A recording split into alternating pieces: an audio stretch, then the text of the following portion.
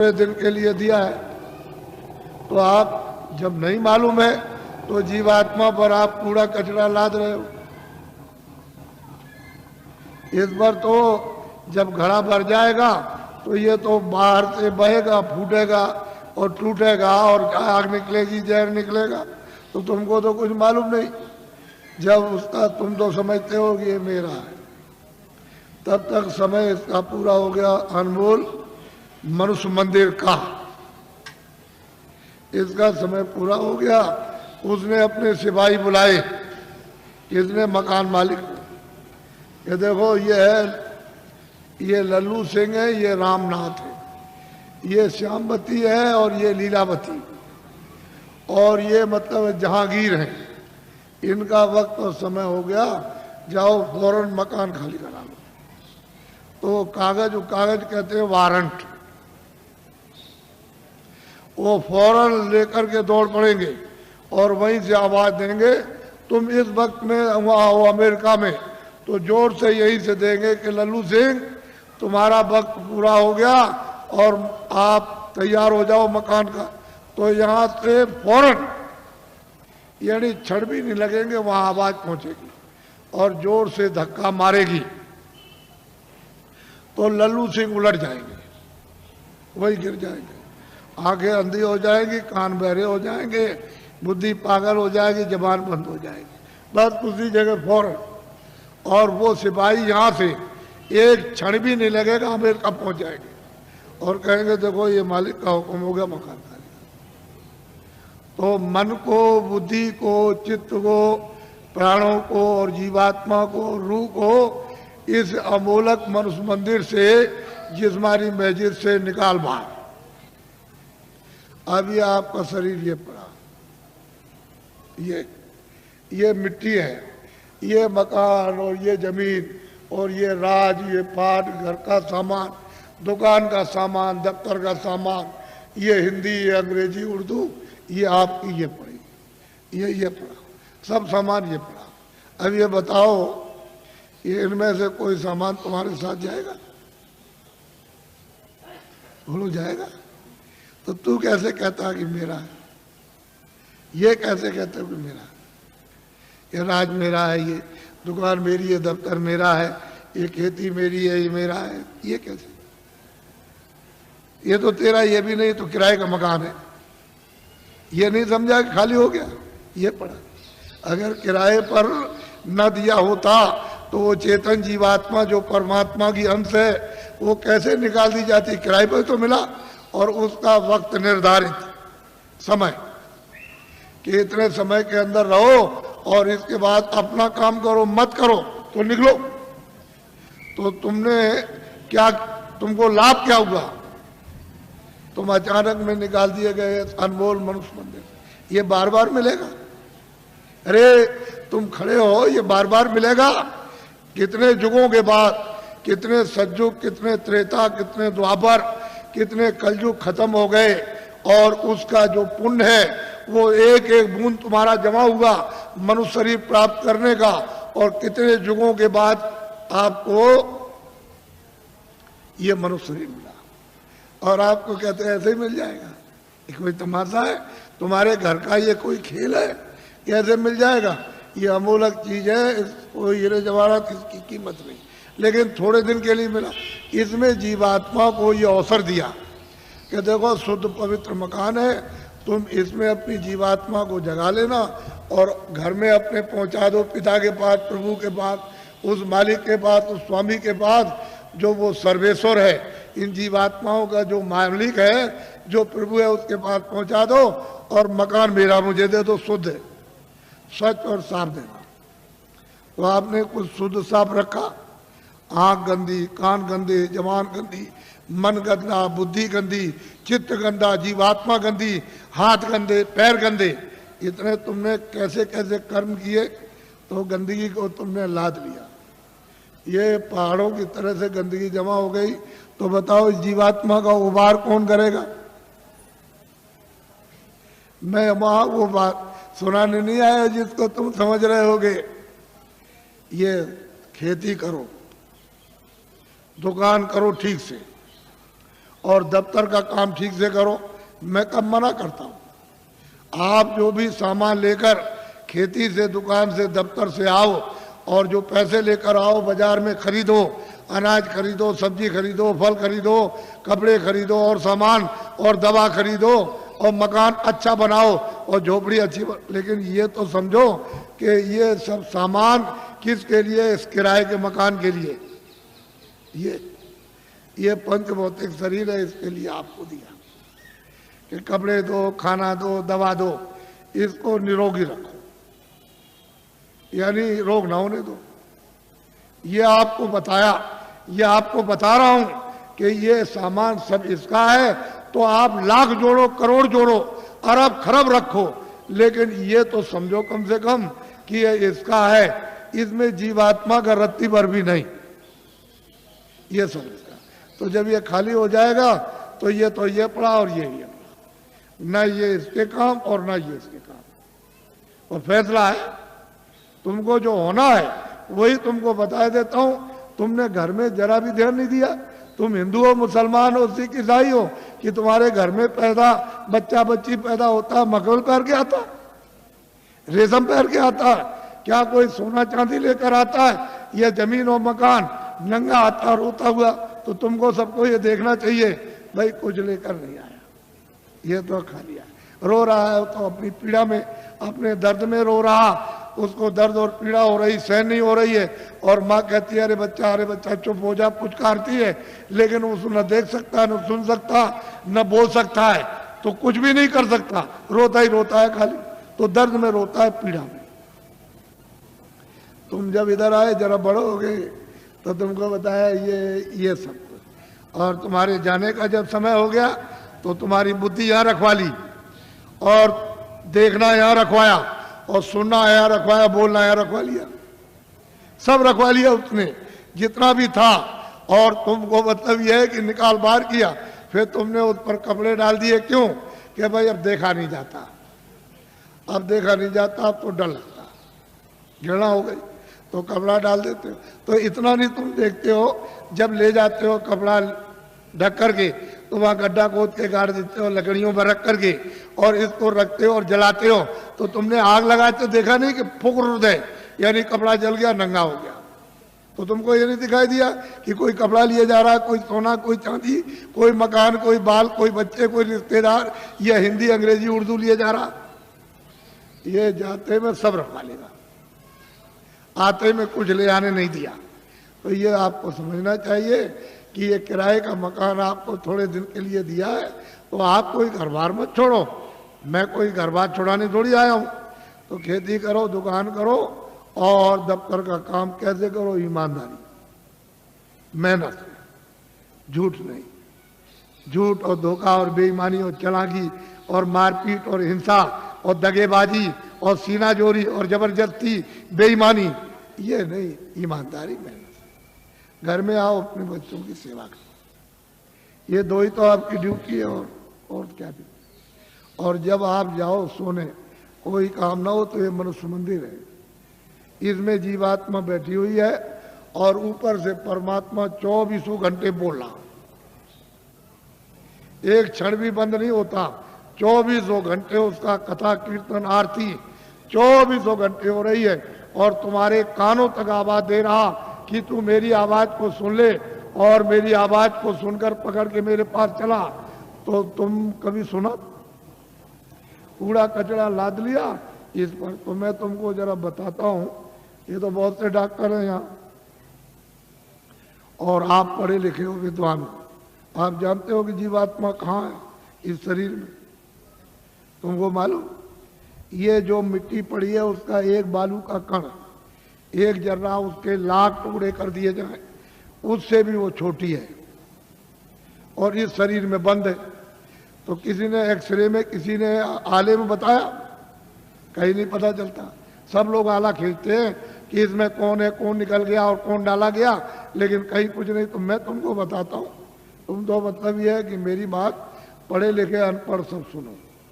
देखो ये मनुष्य शरीर, बच्चा पीछे हो जाओ, इधर पीछे मत खींचना नहीं फोटो को, ये सत्संग हो रहा है नहीं, आप कुछ मत करो। ये फोटो किस लिए खींच रहे हो? अभी मत खींचो, देखो मेरी तरफ, ये अनमोल मनुष्य शरीर है, ये मनुष्य मंदिर है। इसमें 24 घंटे देववाणी, आकाशवाणी, आसमानी आवाज, कलमा और आयतें हो रही हैं। मैं तुमको इधर बताता हूं, देखो इधर ये जीवात्मा न इधर है न इस तरफ है, न ये इधर बैठी हुई न इधर, और न इस तरफ है, यानी इधर नीचे कहीं नहीं। अब मेरी तरफ देखो, ये दोनों आंखें बीचों बीच में, ये जीवात्मा दोनों आंखों के मध्य में दरमियान में ये बैठी हुई। यहां उस जीवात्मा में एक आंख है, वो तीसरी आंख, तीसरा नेत्र, और शरीर में दो आंखें। कितनी आंख हुई बोलो, जोर से बोला करो ताकि समझ में आ जाए। 3 आंखें हो गई। देखो इधर ये जीवात्मा दोनों आंखों के बीचों बीच बैठी हुई है। उस जीवात्मा में एक कान है और शरीर में 2 कान। कितने कान हुए? 3 कान पे। अब तुम समझ लोगे तो जल्दी आ जाएगा। ये जीवात्मा बैठी हुई है दोनों आंखों के बीचों बीच। उस जीवात्मा में एक नाक है और शरीर में 2 नाक। कितनी नाक हुई? 3 हो गई। तुमको कभी किसी ने बताया कि 3 आंख है, 3 कान है, 3 नाक है? कोई बताने वाला तुमको मिला? पहले सोचो इस बात के लिए। तो इधर देखो, ये 2 आंख, 2 कान, 2 नाक, ये तो शरीर में। ये बाहर का काम करते हैं, सुनने का और देखने का और सूंघने का। अब जो अंदर में जीवात्मा जो बैठी है, उसमें एक कान है, एक आंख है और एक नाक है। तो इस आकाश के ऊपर सुनने का काम करेगी, देखने का और सूंघने का। तो तुमने कभी शास्त्रों में कि स्वर्ग की और बैकुंठ की बहिष्ठी कितनी सुगंधी है, तुमने कभी सुना? तो ये नाक सूंघेगी। वहां कितनी सुंदरता है, यानी कितनी वहां खूबसूरती है, तो ये आंख देखेगी ये बाहर की। तुमने कभी किसी से पूछा, और तुमने कभी रामायण है, गीता है, कभी शास्त्रों को तुमने ध्यान से पढ़ा? उन महात्माओं ने तो देखा था, उन्होंने तो तीसरी आंख, तीसरा कान उन्होंने खोला था। इन आत्माओं की जमीन जो ये दोनों आंखों के बीचों बीच बैठी हुई है, तो इधर देखो ये डंडा है, ये पूरा डंडा, पूरा का पूरा। इधर देखो, जब 2 आंखें ये खुलती हैं तो आप देखते हो कि आसमान ऊपर है, जमीन नीचे। तो शरीर की जमीन तो ये नीचे है और शरीर का आसमान ऊपर। लेकिन ये जो तीसरी ये आंख है जो जीवात्मा बैठी, वो यहाँ, वो तीसरी आंख, तीसरा कान, तीसरा नाक इस आकाश के ऊपर है। तो आत्माओं की जमीन ऊपर है, जीवात्माओं की जमीन ऊपर है। वो चेतन है, वो जड़ नहीं है। ये खेती नहीं है, दुकान नहीं है, दफ्तर नहीं है, ये कपड़े नहीं है, कोई सामान नहीं, कोई टट्टी नहीं, कोई पेशाब नहीं, कोई लड़ता नहीं, कोई गाली नहीं, कोई गलोज नहीं, कोई धोखा नहीं, कोई बेईमानी नहीं, कोई मस्जिद नहीं, कोई मंदिर नहीं। ये जीवात्माओं की चेतन जमीन ऊपर। तो तुमने कभी किसी से पूछा कि महात्मा नाम किसका है, योगी किसको कहते हैं, क्यों योगी कहा जाता, क्यों महात्मा कहा जाता, क्यों महापुरुष कहा? ये तो आपने कभी पूछा नहीं।